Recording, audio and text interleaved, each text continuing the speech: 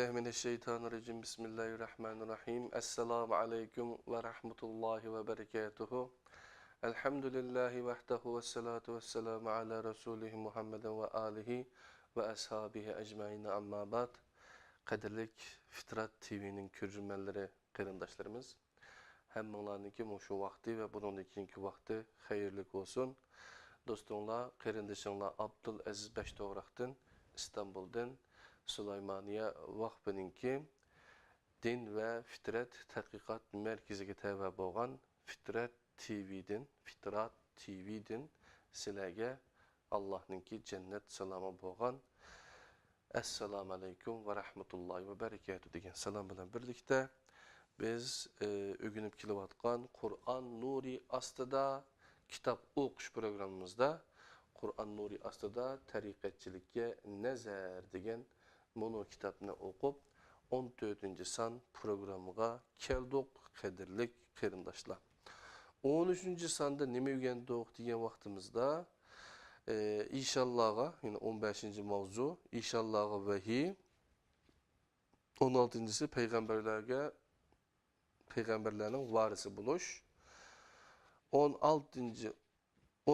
mavzu möcize, 18. bo'lgan karamet degan mazmunlarni o'rgandik. Bugun 19. mavzu istidraj, yani 14. son programımızda 19. mavzu istidraj, ondan keyin 20. mavzu mahfi ilimler, yani ilmi ladun, yani batini ilimler. Ondan başka mezmunlarını inşallah 15. son programımızda öğünümüz. Bu kulağımda tutup durgan bu kitap, neçə günün yankısı, birlikte öğünüp atkan bu kitap, tariqatçılıkı nazar degan, Qur'on nuri ostida tariqatçılıkı nazar, Sufi inşallah bilen munazara degan kitap. Sizler aldığın son programlarımızda anlap ötkendek, bu bir diyalog şeklinde elip verilgan, bir söhbetninki, munazareninki, kitaplaşkan haleti. Bu kitabın asli Türkçe, bu kulağımda tutup durgan bu kitap, Kur'an ışığında tariqatçılığa bakış degan kitap Profesör Doktor Abdülaziz Bayındır'ınki yazgan kitabı 2015 yılı 8. qatım besilipti. Uygurçası 2012 yılı neşr kılınıptı. Qadirli qarindoshlar. Ondan başka yine şu Uygurçasını tercüme kılgan Süleymaniye Vakfı Din ve Fitrat Tadqiqat Merkezi'ninki Uygurcu bölümündeki qarindoshlarımız Qur'on nuri ostida vesiliçilik ve şirik degan mono kitapni tercüme kılgan iken bu kitap 2012 yılı Süleymaniye Vakfı Neşriyat tarafından neşr kılınıp çıkıp iken 300 betga yakın kitap iken eğer bu kitabını öğrenip olsak inşallah bu kitapkama ütümüz programının ismi Qur'on nuri ostida.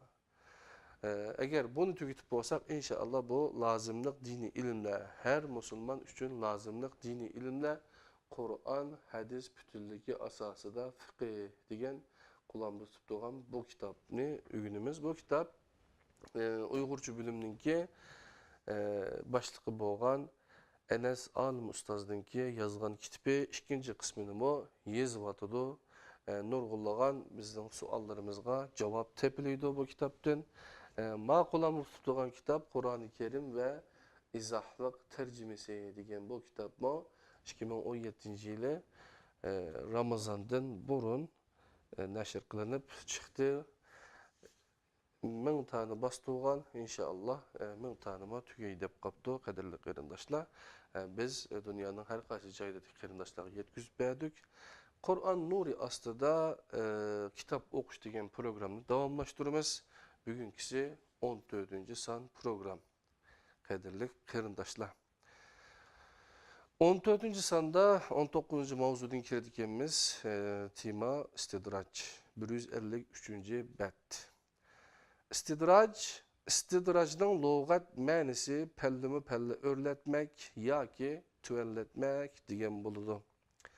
İstilahda kişini arzu bo'yicha ma'lum pelligacha qadam ko'tarib, o kütmegen bir falaketga yo'liqtirish ma'nisida ishlatiladi. Lekin kishi bu yükselişinin özünün paydalık buluvatkanlığını düşünüdü. Allah Teala agahlandırmasından bendisini bu ahvalga düşürmeydi. O mundaq deydi. Tevbe suresi 9. surunun 115. ayeti mezmuni tercümesi.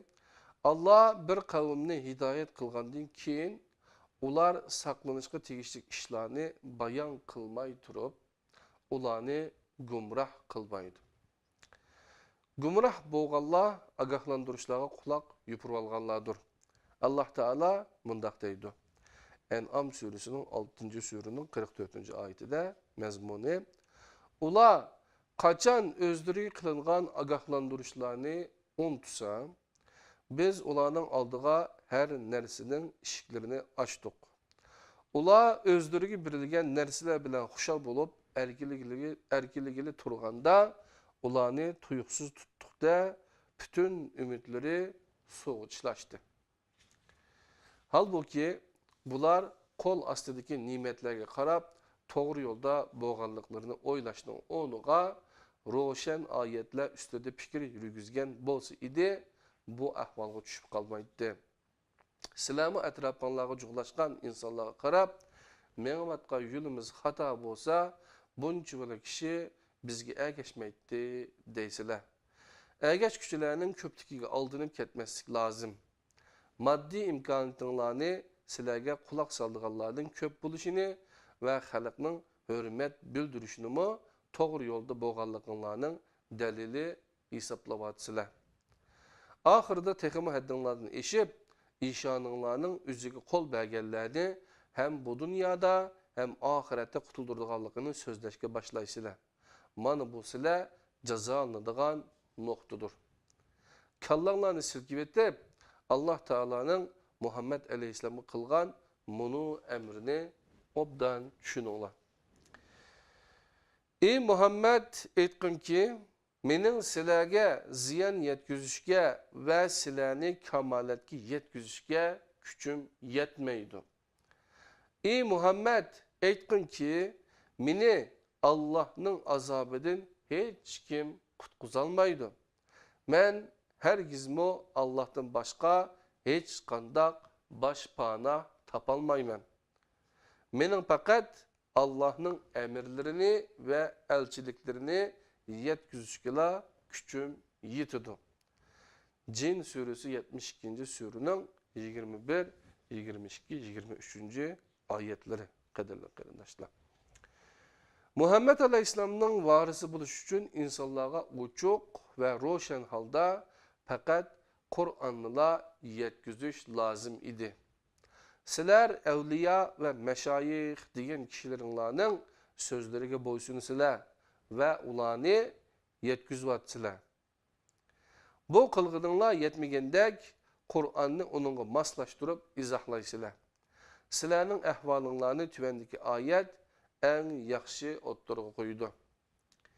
Kim Rahmanning zikridan yuz o'risa, onunga bir şeytan musallat qilamiz. Shuning bilan bu şeytan onun hamrohi bo'ladi. Şeytanlar ularni to'g'ri yo'ldan to'sidi, ular o'zlarini to'g'ri yo'lda deb o'ylaydi. 43. sura Zuhrufning 36-37. ayetleri. Rahmanның zikri Kur'an'dır. Sizlarning nurgun ayetlerden yüz öğrüysizlar. Şundaqdimi o'zinglarni to'g'ri yo'lning yetakchileri hisoblaysizlar.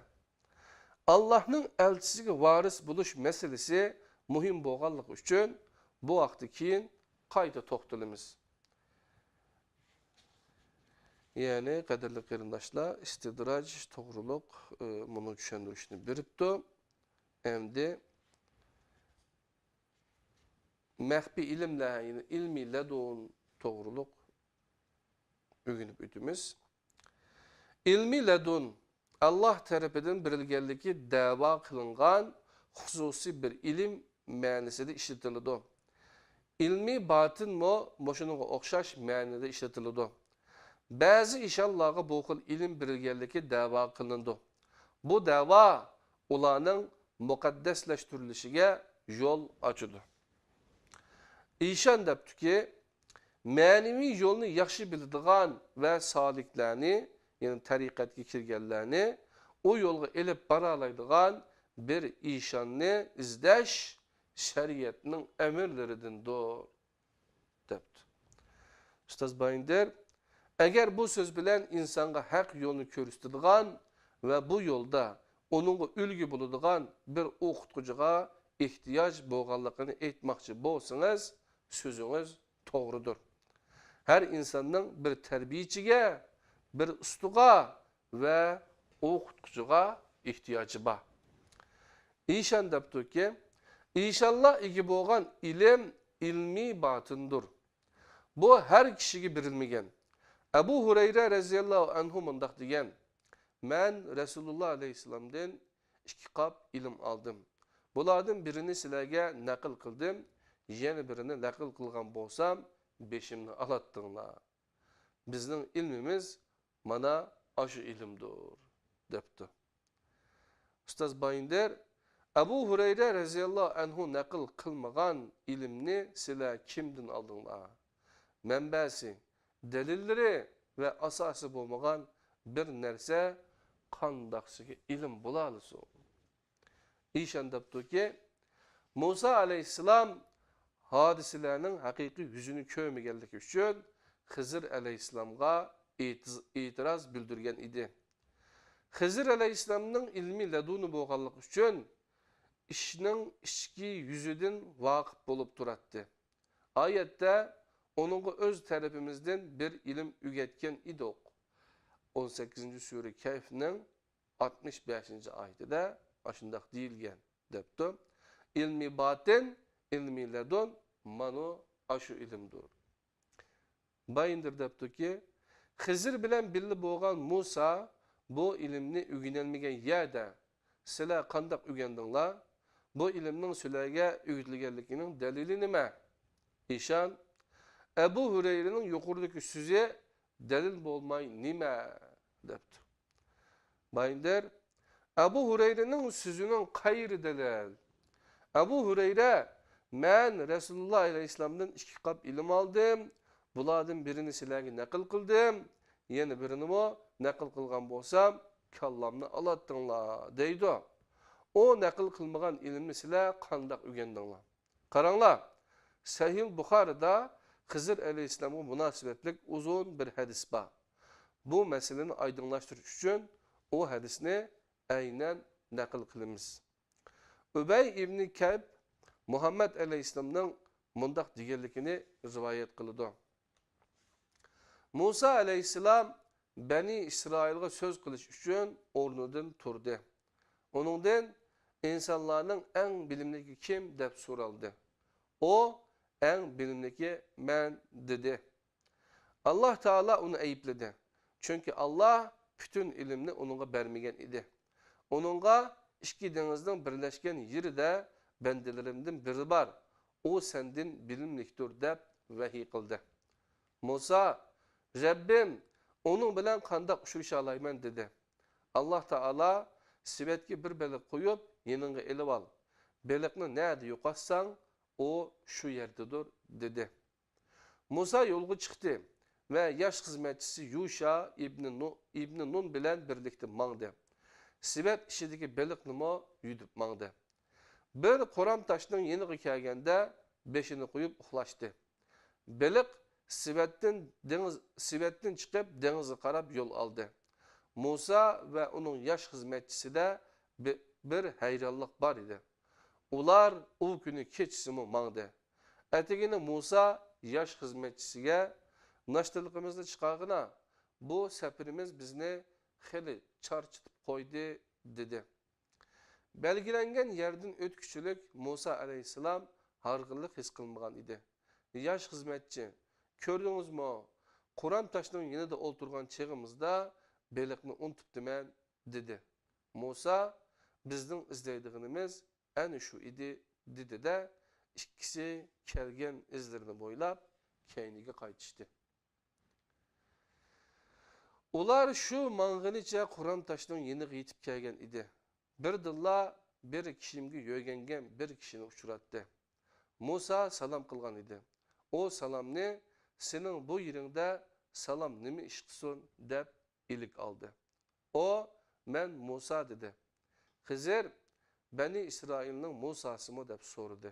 Musa shundoq dedi. Va ilova qilib uningga menga o'rgatilgan ilmlardan menga to'g'rini ko'rsatilgan bir ilm o'rgatishing uchun sana ergashsam bo'lamdi dedi. Xizr sen menga ergashsang qilgan ishlarimga sabr qilolmaysan. Men Allah menga o'rgatgan bir ilmni bilaman. Sen onu bilmaysan. Senmo Allah sana o'rgatgan bir ilmni bilsan, men onu bilmayman dedi. Musa, inşallah mening savrichanligimni ko'rsan. Sening hech bir ishingga qarshi chiqmayman dedi. Shuning bilan u ikkisi birlikda dengiz bo'yida mengishga boshladi. Ularning kiyimisi yo'q edi. Ularning yenidan bir kiyimi o'tdi. Onunla chiqib olish uchun egisi bilan so'zlashdi. Kiyimida Xizrni taniydiganlar chiqdi. Shuning bilan kiyimining egilari ikkisini kira olmasdan kiyimisiga elib oldi. O asnoda bir qushqash kelib, kiyimiga qo'ndi va bir ikki qatim dengizga cho'qidi. Xizr, "Ey Musa, mening ilmim va sening ilming Allohning ilmidan shu. Shu qushqashning tumshuqi bilan dengizdan olgan narsachilik bir narsa" dedi. "Ey Musa, mening ilmim va sening ilming Allohning ilmidan shu qushqashning tumshuqi bilan dengizdan olgan narsachilik bir narsa" dedi. Ondan Xizr kiyimining taxtalaridan birini sug'urib etdi. "Musa, ular bizni kira olmasdan kiyimisiga elib olgan tursa, sen kelib ularni g'arq bo'lib ketsin deb kiyimini teshib etding" dedi. Xizr, "Men sana menga ergashsang qilgan ishlarimga sabr qilolmaysan demedimmi?" dedi. Musa, "Unutib qilib deb salgan bu sözüm uchun meni ayblama. Bilimingdan o'rganib olish ishimni qiyinlashtirma" dedi. Musa'nın bu tunji e'tirozi ahdisini unutganlik uchun edi. Ondan ular yana yo'lga tushib, bir muddatdan keyin bir o'g'il balani uchirtishdi. O bala adashlari bilan o'ynayotdi. Xizr balaning kallasini üst tarafidan tutgan peti uzib etdi. Musa, "Sen bir begunoh jonni nahaq o'ltiramsan" dedi. Xizr, "Men sana menga ergashsang qilgan ishlarimga sabr qilolmaysan demedimmi?" dedi. Shuning bilan ular yana yo'lga tushdi. Bir muddat mangandan keyin bir kent aholisining yeniga kelib, ulardan tamoq so'rashdi. Lekin kent aholisi ularning mehmon bo'lish talabini rad qildi. Bu asnoda ikkisi u kentda o'rilib ketay deb qolgan bir tomni uchratdi. Xizr qo'li bilan tomga ishorat qildi. Ondan uni turg'izib qo'ydi. Musa uningga, "Xohlasang buningga bir haq olatding" dedi. Xizr, "Mana bu ikkimizni bir-birimizdan ayıradigan so'zdir" dedi. Payg'ambar alayhisalom bundoq degan: "Musaga Allah rahmat qilsin. Biz Musaning sabr taqat qilib turib, Xizr bilan birlikda texmi ko'p ishlarni qilib, bizga ko'p narsa bayon qilishini orzu qilatdik." Bu Buxoriy ilm degan bob degan qadrli qarindoshlar. Bu yerda Xizrning buni so'zi diqqatimizni tortmoqda. "Men Allah menga o'rgatgan bir ilmni bilaman, sen onu bilmaysan. Senmo Allah sana o'rgatgan bir ilmni bilsan, men onu bilmayman." Musa aleyhisselam Allah'ın elçisidir. Elçiler Allah tapşırgan vazifeni urundaydı. Bu vazife bolsa insanlara doğru yolunu köstüş ve ulara yol başçı buluştur. Bunu ayet bunu roşen bildirmekte. Mezmununu okuyman, manasını Ahzab 33. surenin 45-46 ayeti. Ey peygamber, biz seni guvahçı, hoşxabar bergüçü ve agahlandırıcı kılıp evettik. Şunun bilen birgi sen, yana Allah'ın ruhsatı bilen Allah'a davet kılgıcı ve bir nurlu çıraqsan. Bir elçinin kıgallarını her insan kılalaydı. Çünkü ular ölgü kişilerdir. Ularda Hızır'ınkiga okşaş, kişini hayran kaldırdıgan hareketle körünmeydi. Elçiler körsetken möcüzeler bolsa, ularning elçiliklerini ispatlaştın, başka bir maksatni öz içine almaydı. Hızır Aleyhisselam'ın ilmige elçilerinin ihtiyacı yok. Bunu düşünüş için yukarıdaki 3 vakanın mahiyetini bayan kılan ayetlerini birlikte okuyalım. 18. Sure Kehf'ninki 78. ayetinden 82. ayetigacha birlikte okuyumuz tercümesini. O bendimiz mundaq dedi.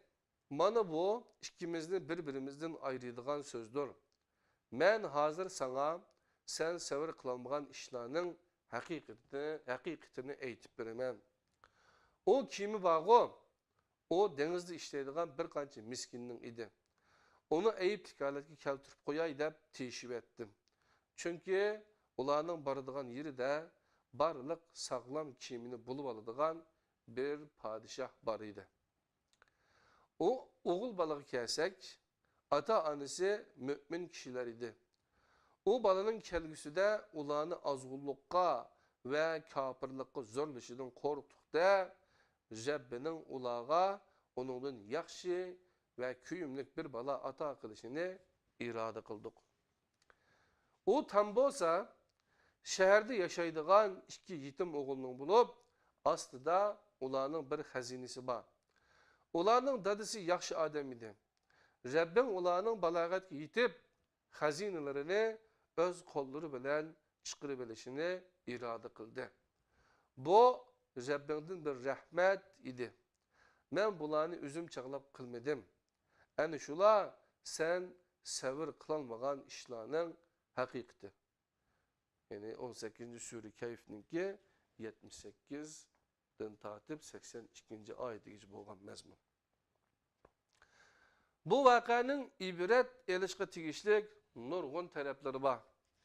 Bizga nisbeten en muhimi şudur. Allah'tan kelgen her nersege teslim buluş ve onun biz üçün yaxshi neticeler elip keldiganligiga ishonish kerak. Çünkü ko'nglimizga yoqmaydigan shuncha ko'p voqealar borki, keyincha onun bo'lmaydiganligi namoyon bo'ladi. Elçilerde Hızır'daki okşaş kişini hayran kaldırdıgan hareketler görülmeydi. Çünkü ulanın hareketleri ümmetler için ölgüdür. Lakin Hızır'ın kılmışları ölgü bulanmaydı. Navada yukarıdaki işlerini Musa aleyhisselam kılgan bolsa ve bir Yahudi onu ölgü elip ata-anasıga erziyet yetkizidi dep bir balını öldürüp koysa idi ya ki başkası bulap ketidi dep birovning meliga ziyan yetkizgan bolsa idi insanlar arasında amanlık ve hatırcamlık kalamıydı. O takdirde her kişi kılgan galiti kılmışlarına bir bahane uydurup çıkıp Musa aleyhisselam'ın kılmışını delil kılıp körsetmez miydi? Yukarıdaki hadis bunu sözler bilen ahırlaşıdı. Muhammed aleyhisselam mundaq degan. Musa'ga Allah rahmet kılsın. Biz Musa'nın sabır takat kılıp durup Hızır bilen birlikte texmi köp işlerini kılıp bizgi köp nerse bayan kılışını arzu kılattık. Hadis şunu inik görüsüp durdu ki Hızır ügetken ilim ayette bildirilgenler bilen çekliktir. Bu doğruda Muhammed Aleyhisselam'a artık bir nerse bilmeydi. Bu hakikatle aldıdı. Kim Hızır'a ügütülgen ilimnin üzgümü ügütülgenlikini deva kılalaydı. Kaderlik kardeşler. Yani muşundaq gaybi ilim yoki bo'lmasa mushu Xizr alayhissalom bilan Musa alayhissalomning o'tirisidagi bu voqelikni chiqish qilib ba'zi xato harakatlarda bo'lgan ishlarmi bor ekan, qadrli qarindoshlar. Şunlaşqa Qur'onni o'qigan chaqda qattiq diqqat qilib o'qimasak, yani Allohninki bu yerda digini va yana demoqchi bo'lganlarimi bizga qanday tarbiya bermoqchi ekanligini nihoyatda yaxshi bilishimiz kerak, qadrli qarindoshlar. Yani peygamberler, elçiler şu Allah böldüğünü biliyordu, böldürmeyenini bilmeydi qadrli qarindoshlar. Şunlaşqa bu erhil batini ilimler yoki ilmi ledun degendek oydurma narsalar bilan maxfiy ilimlar, abjad hisoblari degendek narsalar bilan har xil o'yinlarni o'ynayotgan olimlar qo'shtirnoq ichida ko'p qadrli qarindoshlar. Shunlashqa biz payg'ambar sallallohu alayhi vasallamga Allohninki jikilab degan so'zlarga qarab boqadigan bo'lsak, nima debdi? Ey payg'ambar, biz seni guvohchi, xushxabar berguvchi va ogohlantiruvchi qilib evatdik. Shuning bilan birga sen yana Allohning ruxsati bilan Allohga da'vat qilguvchi va bir nurliq chiroqsan debdi qadrli qarindoshlar. Unda o'g'andan keyin biz payg'ambar alayhissalomning yetkizganlarini chin tutib mengishimiz, o to'g'riliq yaxshi o'rganishlarni qilishimiz kerak ekan, qadrli qarindoshlarım. Ana o'sha bugungi Qur'on nuri ostida kitap o'qish programı, ya'ni bununkida bu programniki 14-sida biz yana shu tariqatchilikka nazar, Qur'on nuri ostida tariqatchilikka nazar degan bunu kitapdan bir qancha mazmunni birlikda o'rgandik. İnşallah 15-sonida keşf, yani perdelerinin içilişi, onundan başka faraset 22. mevzu, onundan keyin 16. songa ilham degan mazmunlar bilan kirdikanmiz qadrli qarindoshlar. İnşallah bu kitapni o'rganib bo'lsak, biz boshqa kitaplarga o'tamiz. Ammo agar xohlab qarindoshlar Türkçemni mo yuqori ko'tiraman degan qarindoshlar Uyg'urchasi bilan birlikda selishtirib o'rgansanglar, qadrli qarindoshlar, sizlarninki o'zinglarniki turkcha saviyanlarni o'sidi. Undan keyin bu xil shirik jamiyatda, bu xil tariqatlarda eqib yurgan bu xil shirik e'tiqodlar, ya'ni batil aqidalar, xurofiylar bilan aldamoqchi bo'lganlarning aldam haltisiga tushmaysizlar, jinim do'stlarim. Ana bo'lsa Qur'on nuri ostida degan programmamizning 14-soni mishada tugadi. 15-sonda ko'rishguncha omon bo'linglar. Assalomu alaykum va rahmatullohi va barakatuh.